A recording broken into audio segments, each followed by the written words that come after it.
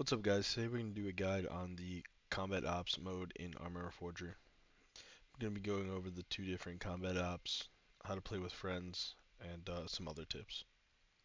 Now what is combat ops? So combat ops is basically the single player for Arma Reforger. I mean, you can do it co-op, but it's the PvE game mode. So combat ops Arland and there's combat ops Evron, and they both each have their own little stories that you can read about when you first get into the game.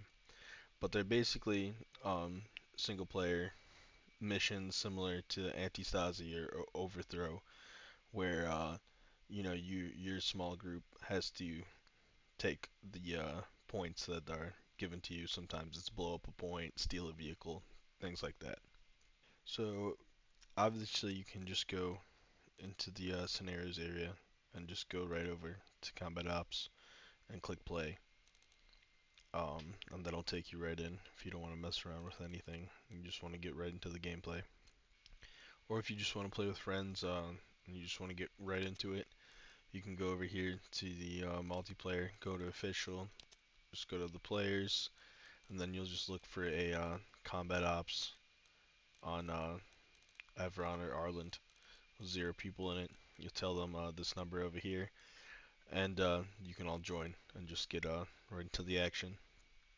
Now, my preferred way of getting into a combat ops is to go over here to the host section, and if you know how to port forward, you can host the session for all your friends to just join on you. You can set up how many players you want, and, if you have a queue or not, and if you'd like battle eye crossplay. You can even put a password on it, admin password as well. All sorts of settings here. I'm not going to get too much into that. You can put mods on it if you are on Xbox or PC, but I won't cover that today. So if you just want to play by yourself quick, you go over to here to host LAN, click yes, then you just go host locally. Now the advantage of doing it this way, right, is that now that when I come in here, now we're in combat apps, right? But also, if I hold Y, I also have Game Master. So I can place down, anything additional that I want. I now have all the powers of Game Master, but I'm still playing combat ops. Got all the objectives, um, and I can just go from there. You can place down whatever arsenal you want, really customize your loadout however you'd like, and you can just play with that. You can change the weather. You can change the respawn time, all that. You basically have all the powers of Game Master. I like to place down all of the arsenals here, so I can really just customize uh, the loadout however I'd like it. You can have the FIA, American Russian. You throw down a civilian thing, and then people will be able to customize their loadout however you want, or you can just customize your loadout however you'd like. I mean, you can even give a helicopter, if you really want to have some fun. But yeah, you have all the powers of Game Master, but you're still playing the combat ops mode. So that's just my tip for that. So the most popular combat ops is going to be on Evron, just because it's the larger map, and I think it's what most people are most familiar with when they're looking at combat ops. Um, because it's on the larger map, it will take a longer time to complete all the objectives. So yeah, if you want something that you might be able to run through a little quicker, definitely check out the combat ops on Arland. So getting into it, the FIA is trying to recapture the island from the Soviets before the U.S. Return, so they can keep claim to their island instead of having it become a U.S. Occupied. So there's going to be a bunch of different things on the map. There's going to be obviously the safe house you start at that's going to have a large cache of weapons, but there's also going to be hideouts denoted by these green triangles in yellow that those are hideouts that you're going to want to capture. There's also the orange triangles that contain weapon caches. It also, and if you capture an encampment or friendly forces already have the encampment, it's going to be green, and you're going to be able to fast travel there and spawn there as well. And sometimes they're going to have you looking for intel. So if you are looking for intel, that's one of the objectives. There's going to be these circles with the crosses in them that show areas where they might possibly be. And exclamation points are just points of interest, things you might want to look at. And then this final green arrow thing is the extraction point, which you're going to go to once you've completed all the tasks.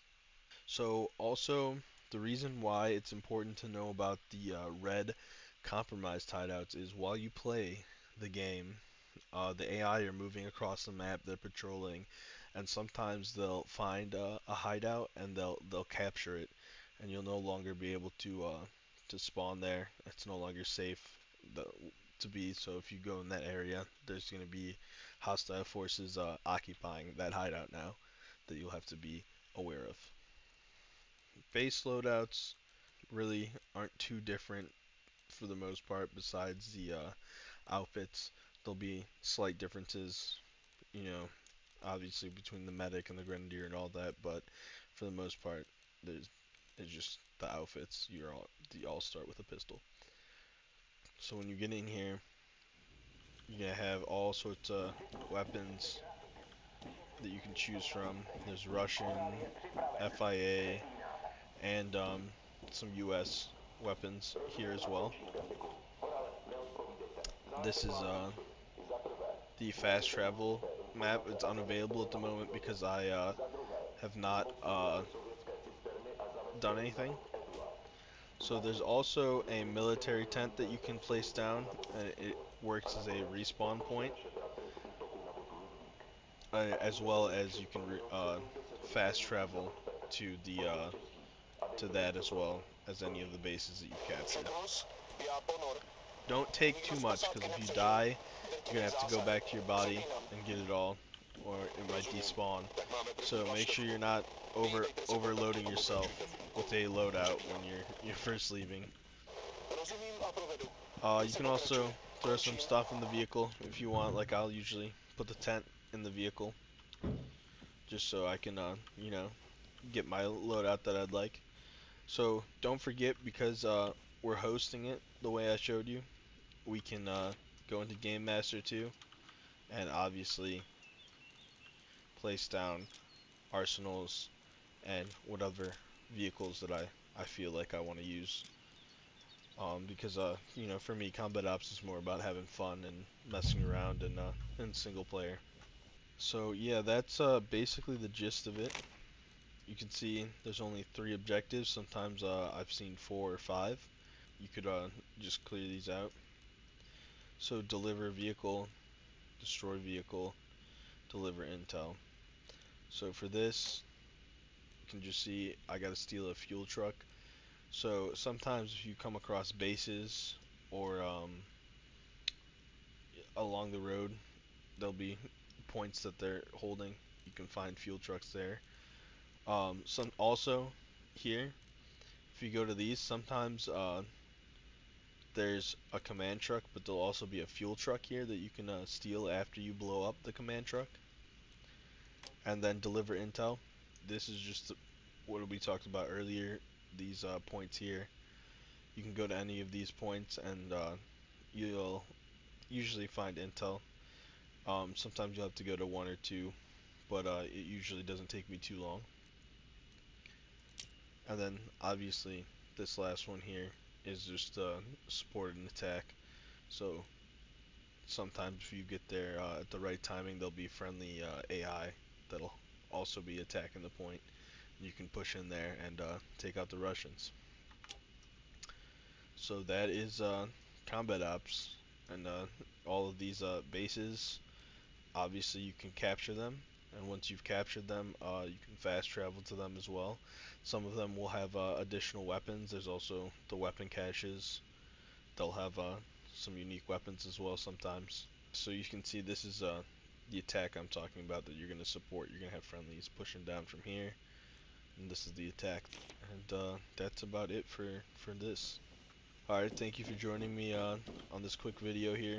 Just wanted to get this out to showcase the combat apps and how to play it, and how obviously I'm not sure a lot of people know about the fact that you can use Game Master in combat ops as well.